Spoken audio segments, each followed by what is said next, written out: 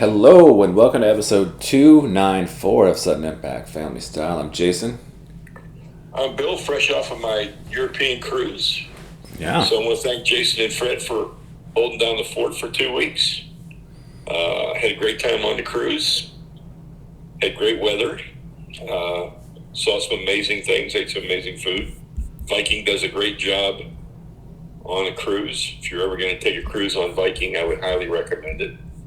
And then I had to fly on Delta, which I never recommend. So that was the only bummer of it. I guess you can't win them all, as they say. Yeah, I can't win them all, but it was good. It was a good time. Saw some things I hadn't seen before. A lot of churches, unfortunately. They spend a lot of time seeing different things. But I mean, saw some stuff that's pretty cool, like from 1300, 1400. And, you look at it and say, how the hell did they build something that big without any of the things that you see now, like cranes and anything? How did they do that and have these things over 100 and 200 feet high back in the Middle Ages? That's pretty impressive. Yes. And then we went to a farm, and they made mozzarella at the farm, and so we get to sample fresh mozzarella that they just made. Okay. And that was really good. Got to sample a bunch of olive oil that they just made, and so they have orange flavor with a slight hint of orange, with a slight hint of lemon. And I was big on both of those things. I thought they were really, really good. Nice. But it was a lot of fun. But I missed my football big time. Well, I did listen to the Steelers Saints game on Steeler Radio because it came on at, I forget what time it started. It started at 7:30, I think, that night. And so I listened to the whole game on Wi-Fi. Well, one of the things you missed is Fred and I did a game called Who's Good in the NFL. Okay. And we did our 5 teams we thought were good. And the one team who I was going to lead off this podcast apologizing to, now I don't have to. Because I didn't mention the Vikings. There you go. And now I don't have to apologize to them because they got embarrassed yesterday.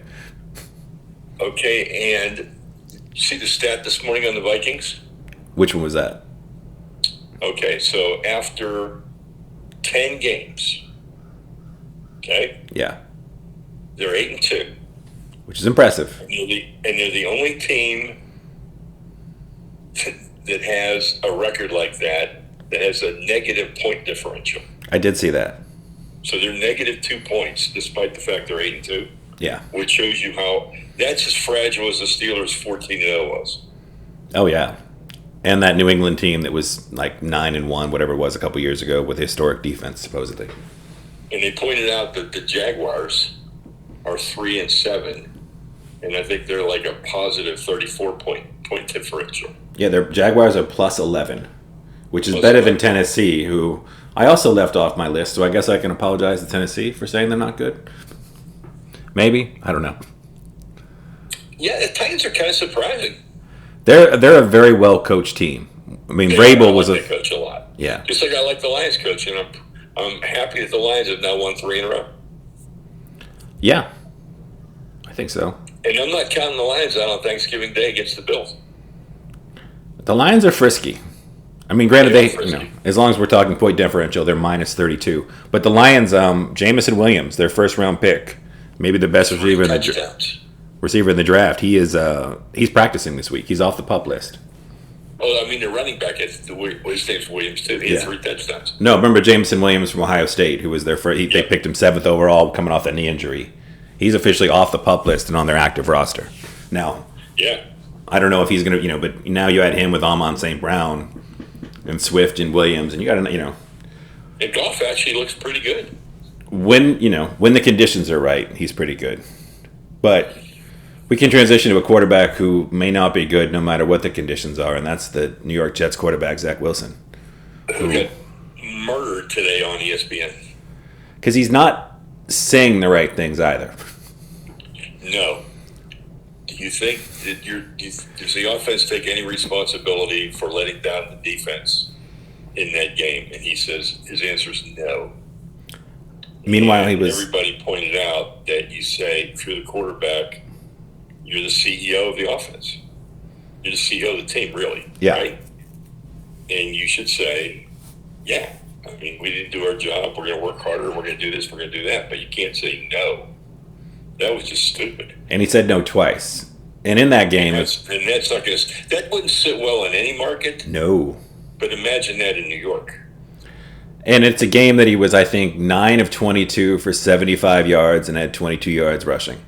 And they punted 10 times. So and they had 2 yards total offense in the second half. And he had guys open. The Patriots played an excellent game. They're a very well-coached team, obviously, with Belichick. They've got a very good defense. And Judon's a great pass rusher. But there were wide receivers open he could throw to. And even in that fourth quarter, you watch it, like, there was one, it was 3rd and 2. And he had Michael Carter wide open in the flat for probably, who could have ran if he threw it to him. But he held onto the ball and then threw it when the defenders were on top of him. So he does not look like a very good football player. So the big debate was, you pull him. And I listened to Keyshawn Johnson, who I respect. I think he's pretty knowledgeable about football. And he said, you don't pull a guy you draft that high halfway through the season. You go through the season and you evaluate him based on the whole game. He said he might not be the quarterback in the future, but you don't pull him, you don't bench him, you don't decide now. You play it out and see where it goes, and then you make your decision at the end of the year when you got a full body of work. And I agree with that. I think in their I don't know case, if he's the answer or not, but I mean, I agree with the procedure that Keyshawn said to do. I suppose that's true, but at the same time, you also you don't have anybody behind him other than Joe Flacco. So Yeah. And you're not winning the Super Bowl. That, right? Yeah, and you're not winning the Super Bowl this year. But you do have that's a very talented football team. That defense is unbelievable. And they've got... Look at it this way. You get a general manager that 4 years ago, right, or 3 years ago, spent the number 3 pick in the draft on Sam Darnold. Yeah. And you come back and this is your number 2 pick. Mm-hmm.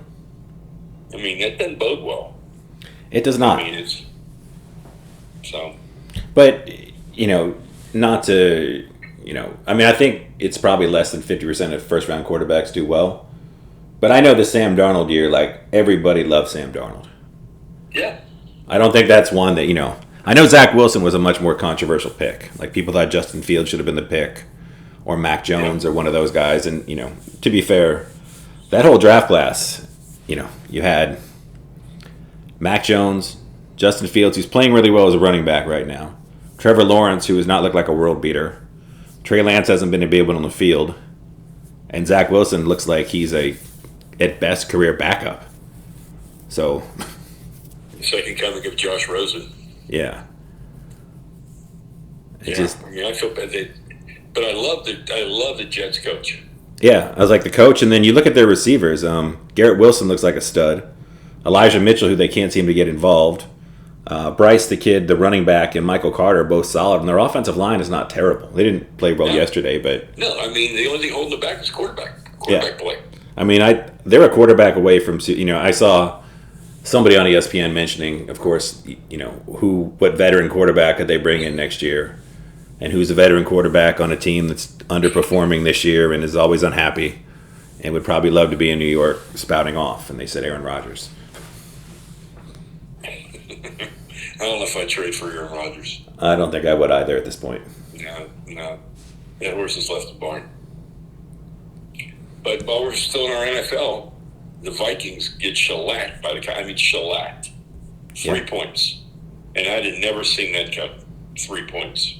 No, when that team with Jefferson and, Cousins is a good fantasy quarterback. I mean, you would think he put points up, but 3 points?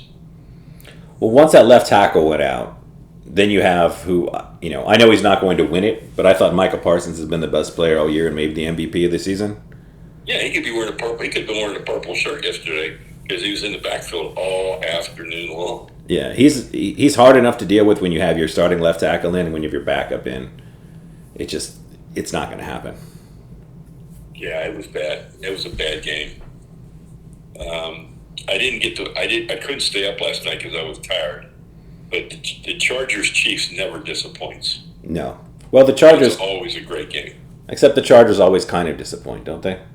Well, they lose, but, yeah. I mean, it's always a good game. Yeah. Yeah, I mean... you can't get Patrick Mahomes the ball back with a minute and a half left. No. And they had no Juju from the concussion. Kadarius Toney, who had that great week 1 with the Chiefs and faked a hamstring injury, on his touchdown actually had a real hamstring injury 5 minutes into the game and missed the rest of the game. Yeah. But then Sky Moore and these other guys just stepped up. And then Kelsey's the go-to guy. And he's just always open. Always open. Always open. I don't understand it. Just like guys say things about Cooper Kupp every week too. He's always open. And he's going to get the ball. How is he always open? Yeah, it doesn't make a lot of sense. And again, with Steeler fans, that's why we get, play calling jealousy, I guess. Because you're like, I'm watching other teams and I'm like, that's an amazing play. That guy got wide open on that. And you hear the words, he threw him open or he schemed him open. Yeah. Or they had an excellent game plan and we, our Steeler moment, we suck. We don't scheme anybody open and we don't have a plan. No. Definitely not. And we won the turnover battle and lost the game. Well, here we are at week 10. Fred and I did this last week. Who are your new Super Bowl favorites right now? We did 5, but you want to just do 3? Yeah. I'm going to say Kansas City. Definitely. 8-2, best tied for second best record in football. I'm going to say Baltimore. Okay. And I'm going to say the Eagles. The Eagles, who almost lost to Jeff Saturday and the Colts. Yeah, but they didn't. But they didn't, no. You see how the Red Sea parted on that run up the middle by Jalen Hurts? I was watching that with some people yesterday, and everybody was like, how? Because that was one of those, literal, you could drive a truck through that hole. You could drive a truck sideways through that hole.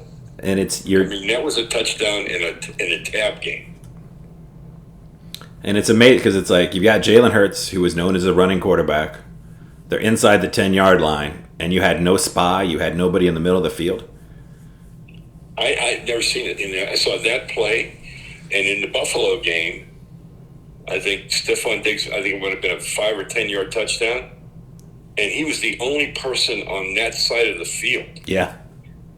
Stephon Diggs. How did that play happen? So a couple of shockers, but the Jalen Hurts thing, I've never seen any quarterback or any running back or anybody with that time of the game to be able to run up the middle and not even have somebody in your zip code. That was nuts. And again, you can see that, it's only his second game coaching after coming off ESPN. So we give, Jeff, was it Any Given Saturday is his new name? Yeah.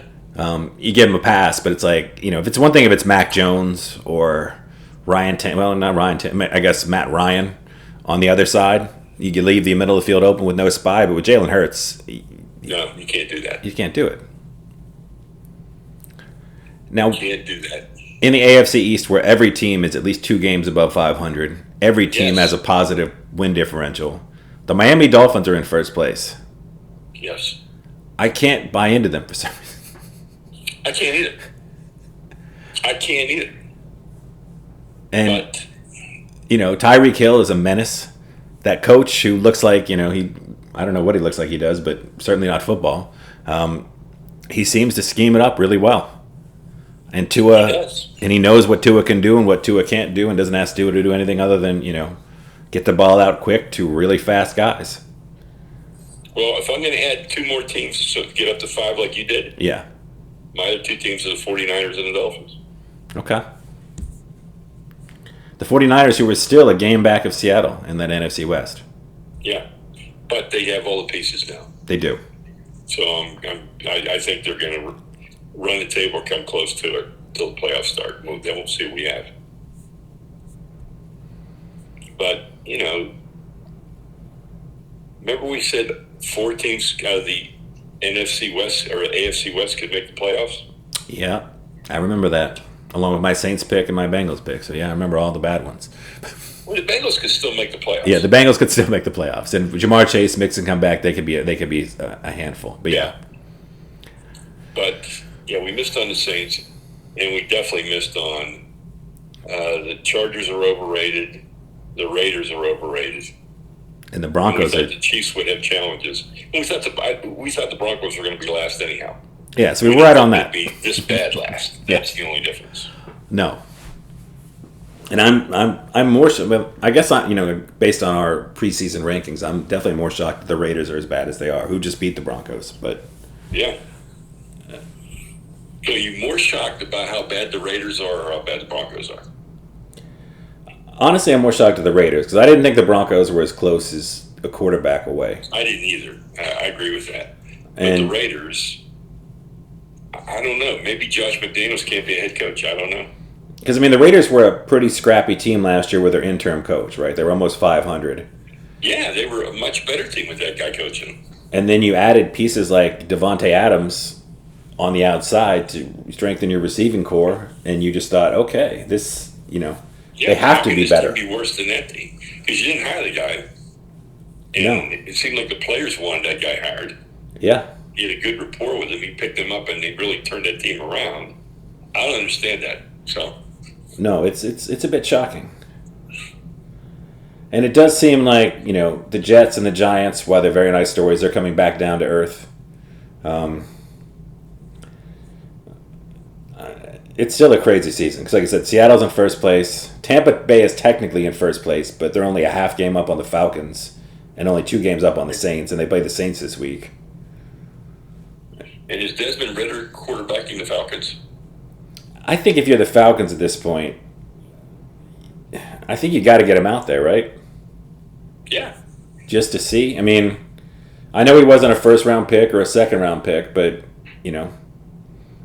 put him out there, see what you got on him. To see, it's easier to assess because Mariota's not your guy moving forward, clearly. No, clearly not. And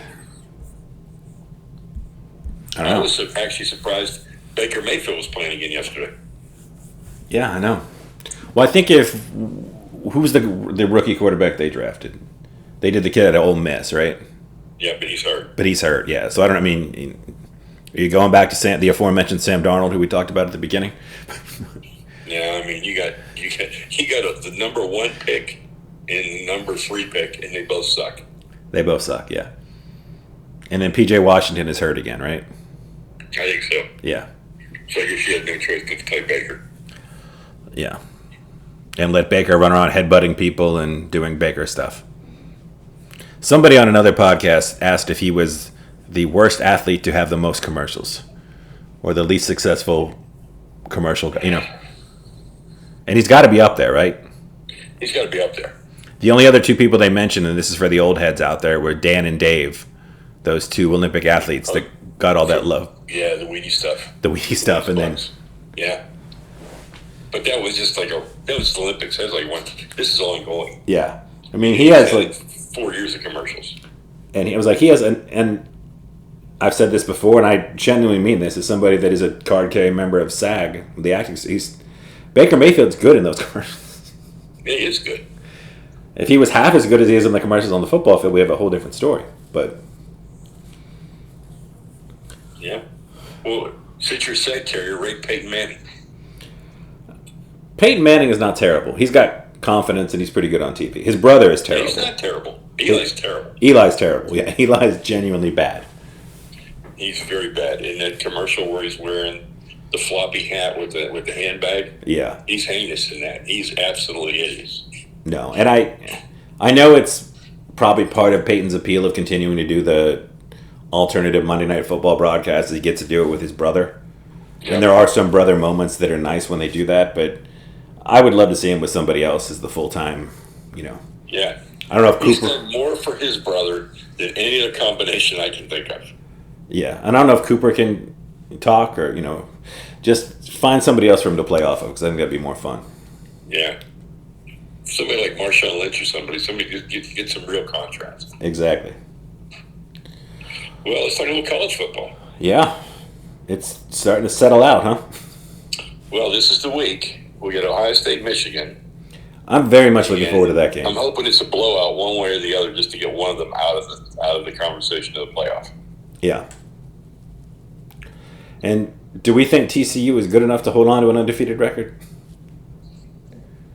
I don't know. They're one of those teams that just doesn't seem to be able to lose. Because that last second. There's a couple games they should have lost. Yeah. And they haven't lost either of them. They should have lost to Oklahoma State. They could have lost to Oklahoma State. They could have lost to Baylor. And they could have lost to Texas. They could have lost 3 games. And they didn't lose any of them. Because it seems right now that almost regardless of what happens, Georgia's in. They would have. I don't think LSU can destroy them in the championship game. No. So I feel like if they lose and LSU has 3 losses, there's no way they get in. Right. Tennessee is done. So now Alabama's back in the picture. But Alabama lost to LSU.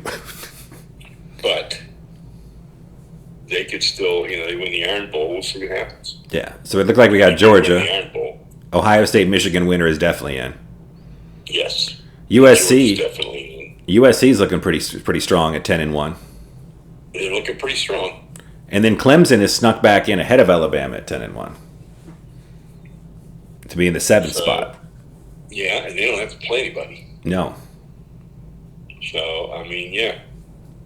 If TCU wins out, TCU stays in. Well, the game I really wanted to see last week that I didn't get to see was USC UCLA. Yeah, that was fun. I really wanted to watch that. So this week, you got Notre Dame, Southern Cal. It could be a really good game. Notre Dame's been playing well. I'm not saying they're as good as Southern Cal. No. They've been playing well.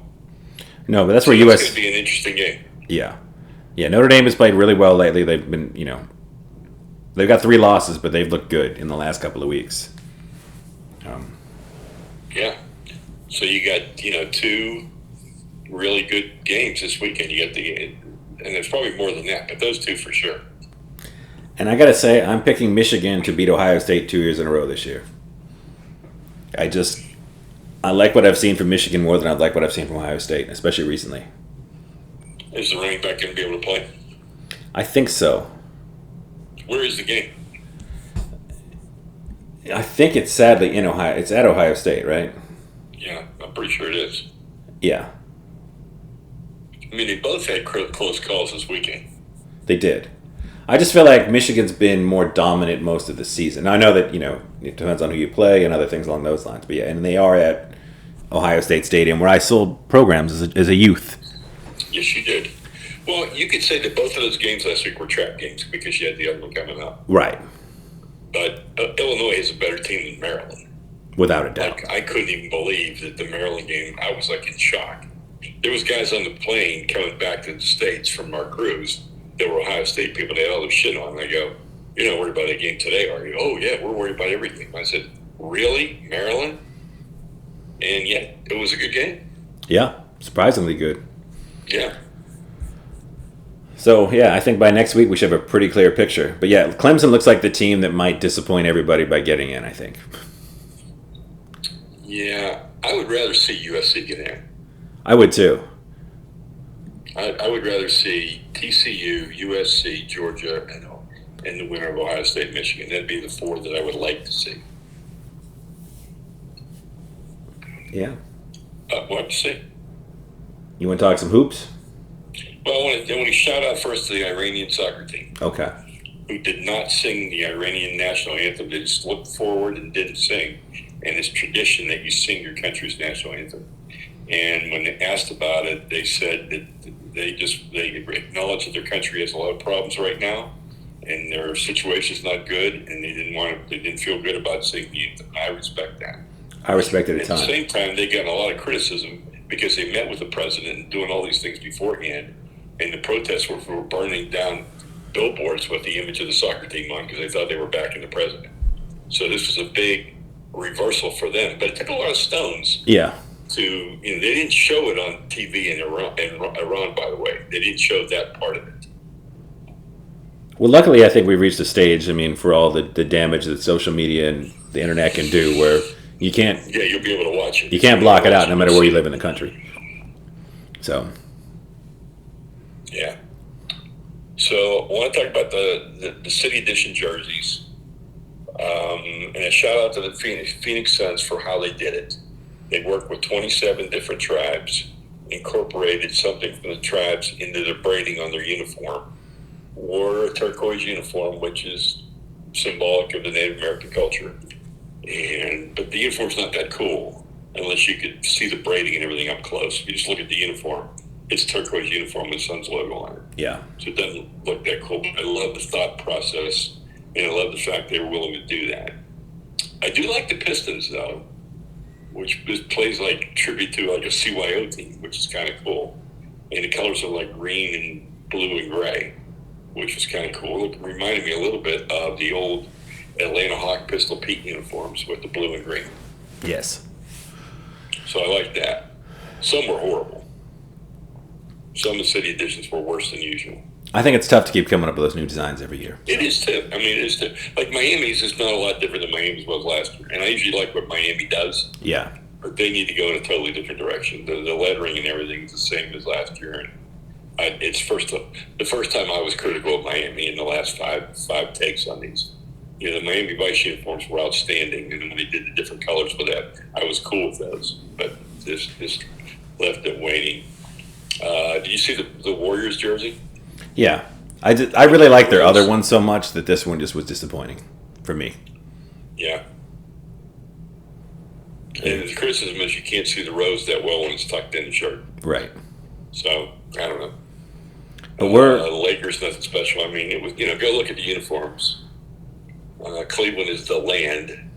Philadelphia's the city of brotherly love on the uniform, which they've had before, but it's never been like the focal point of the chest. right. But again, you and I talk about it offline. How many different uniforms can you do? No, at some point, yeah, you've done them all. At some point in time, like you're not going to see the Yankees come up with a city edition uniform. They are the city edition uniform, period. So. But speaking of NBA, we're almost 20 games into the season out of 82, right? Yep, we're almost Thanksgiving will be like a quarter of the way there. The Utah Jazz are still in first place in the Western Conference with 12-6. Which is unbelievable when you show your two best players. Yeah. You figure, in worst case, there's got to be some kind of an adjustment, right? Right. You don't have these two guys anymore. How are you going to adjust? How are you going to learn to play without them? It seems like they're fine. And you figured with, Victor, the Frenchman, who everybody agrees is, maybe the best prospect since LeBron James, an absolute physical freak. Like, everybody wants the best shot at him. And they're in first place. Yeah. And their best asset to get him is their own draft pick. Because all the other draft picks they have are going to, their Cleveland pick's not going to be great. Some of the other picks they own. But I just, that's still shocking to me. Yeah, you got Kyrie playing again after an 8-game suspension. Now saying that he didn't realize, now he realized the error of his ways. Kyrie told me right now that I was sitting on my back porch talking to you doing a radio show. I wouldn't believe him. So. Yeah, and Kyrie, I'll bring back somebody we talked about earlier on the podcast. Like, when we both thought Denver wouldn't be that good. Like, Russ had a couple of nice years as a quarterback. And then he had a bunch of pretty mediocre years, and people just sort of forgot those, and they were like, well, it was Seattle's fault, not Russ's fault. Right. Kyrie had an amazing run with LeBron James for 2 seasons. And he was, arguably the second best player in that series when they won the title. He hit the big shot. But he hasn't really done a lot since then. No. He's had a couple moments. Caused controversy. Yeah. He's had some moments, and you can see the skill when it's there. And, I still remember the Philadelphia game when they changed James Harden, and he was picking up Harden full court last year and shut him down on offense and shut him down on defense. And you were like, well, that's the guy that everybody talks about. But his time in Boston was not good. No. He's been in Brooklyn for 3.5 seasons now, and it's not been good. No. So I don't know what you expect on some level, right? No. And Golden State's not playing well this year. No. Well, Clay is a shell of himself. And I don't know if Clay's ever going to be Clay again. And you had all these young guys, and now, Wiseman, when you had that second pick, and everybody was like, oh my God, the Golden State Warriors won the championship. Now they get the second pick in the draft. And not that it's a shame, but I think by your third season, you shouldn't be being sent down to the G League, right? No, I wouldn't think so. I would think the first year, yes. Yeah. Second year, maybe if you don't think you're getting enough playing time, getting rusty. Right. Third year, it says something about your prospects. Or maybe if James Wiseman was on, the Philadelphia 76ers or the Denver Nuggets, and the premier player on that team is a center, and you're just not getting the run. But it's Looney and Lamb who were keeping Wiseman off the court. And then, Moody and Kuminga have not, they thought, we've got this beautiful transition of youth from, they just don't look great. And then obviously the Lakers sitting at 5-10, although Anthony Davis has been awesome these last. Really nice games back to back. Yeah. But he's got a little Kyrie without the attitude and the controversy, and that, when he's not hurt, he's not always this AD. And that's what people have always been asking is like, where's this AD, every week? Well, I like the Celtics. I like how they're playing. I like where they are. 13-3, best record in the East. Yep. And that's kind of like the Pacers. At 9-6, yeah. Me. And the Wizards in 6th place, yeah. Yeah. And the Miami Heat are not looking good. The Bulls are not looking good. I like what I've seen from Paolo and the Magic, though. I think the Magic are in a good place despite their 5 wins. Because we'd occasionally do some Magic talk on here. Because I think Paolo looks awesome. Oh, I would like to see the Magic not picking in the lottery. Well, they're going to pick in the lottery again, but that's okay. Because I think with Paolo and Franz, you've got a nice 1-2 punch. And now you just need a couple of good veterans in there and a little bit of seasoning, and I think this team's right there. And Jonathan Isaac supposedly is coming back as well, who last time we saw him was 2 years ago? Year and a half? It's been a minute on Jonathan Isaacs, right? But he was looking like a defensive beast the last time we saw him. And the Magic had another 6'10" guy that can do a lot of stuff. That's a nice lineup if he can ever come back. Well, surely, or how are your Pelicans playing? The Pelicans, they're in 8th place at 9-7. I thought they would be a little better than they are right now. But, Yeah. It just, Zion's Moving on, you got any entertainment? I thought I didn't, but I just finished God of War Ragnarok, which is the sequel to the God of War game on PlayStation 5. Mm-hmm. And it's a storytelling and video game masterpiece. Okay. And even a lot of people that are big into Norse mythology have come out and said this is one of the most accurate depictions of all the Norse mythology, because he's sort of working his way through Norse. It's Freya and the wolf that chased the moon, and Odin and Thor and Heimdall, and all these people are in there. And they said it's a very accurate depiction of the way it was, the stories they were as intended, and the characters as they were intended. Okay, I like that. And I know people get bummed out because Thor in Greek mythology and Thor in this game is not a ripped blonde man. Norse mythology. In Norse mythology, yeah, is a big fatty. I don't like that. But he's like a giant with he's got his hammer and he's drunk all the time. And apparently that's who Thor, the God of Thunder, was. So. Well, Norse mythology, maybe so. Yeah. And obviously the Marvel one is technically not Norse mythology, I don't think. No, I don't think so either. Or at least not accurately depicted. Well, at least he's blonde, but other than that, who knows? Who knows, yeah. I don't think I have any entertainment. I've got plenty of food. I mean, being in Europe and, eating a pizza in Sorrento that was just to die for. And then having fish in Barcelona, seafood, having some red snapper was just to die for. Had some great desserts. The Viking cruise ship was amazing. The food they had. And you know how much I like turkey? They had turkey 3 times while I was on the cruise. Crazy. I was happy. I'm warming up for Thanksgiving. Yeah. So I had great gelato on the cruise. Viking has great food. Although by the last day, I was pretty tired of breakfast.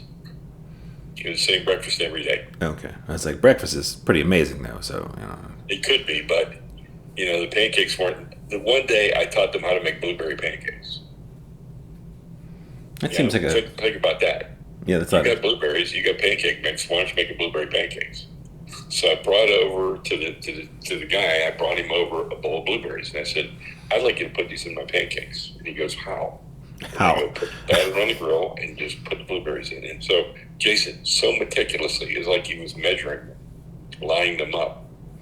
And then he had like 3 people around him to help him cook them to make sure they got cooked right. That's And it still wasn't as good as blueberry pancake I'd make here, but it was at least it broke up the monotony of the day. okay. Yeah. Well. Yeah.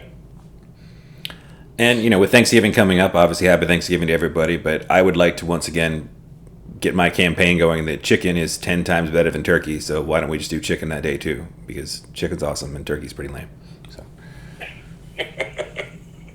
You have been on that platform for 40 plus years. yes, I have not wavered on my love of chicken over turkey. No, you have not.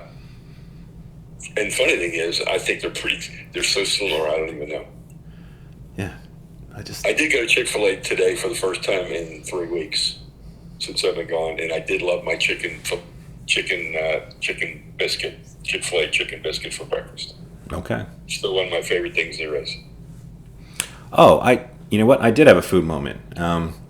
Although this is a weird one because people down here, there's a place called the Peranthian Market, which is near my office.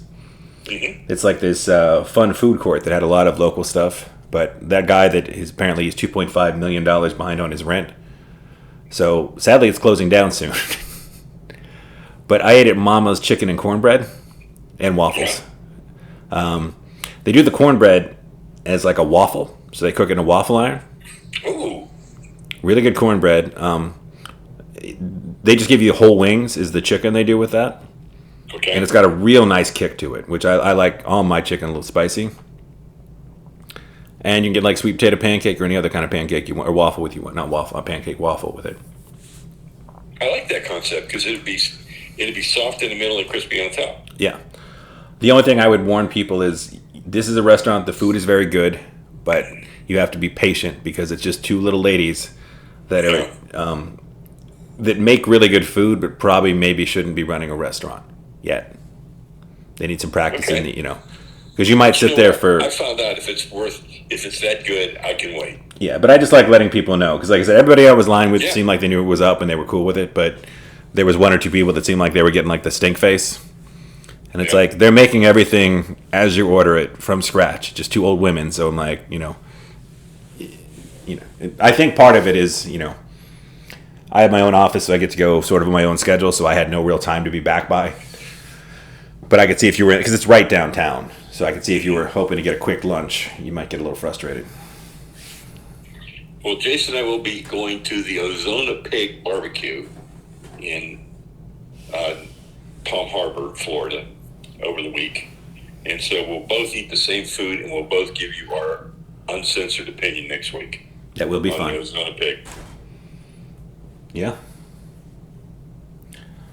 But yeah, everybody enjoy your Thanksgiving. Enjoy your turkey. Enjoy your football. We will. 3 good games this week, I think. Yeah, I'm excited. Yeah. I'm excited. I'm going to be rooting for the Lions for the big upset. And then I'll be rooting for, I guess, the Giants to try and beat the Cowboys. And then the Patriots I to don't lose. think that'll happen, but we'll see. Yeah, the Giants are really well coached and they're doing what they can, but, That's it. And then I don't know where I am on the Michigan-Ohio State game. I'll have to watch, and I'll decide who I'm going to be for. I want it to be a blowout either way because I don't want both of them in the playoff. I don't think that's going to happen. I mean, we'd have to have like a 42-41 all-time classic, I think, for them both to get in. Yeah, I agree. And then both have to blow it. Ohio State has to blow out, or whoever the wins is, have to blow out the other team in the Big Ten championship game. Yeah. All right. Well, everybody have a great week.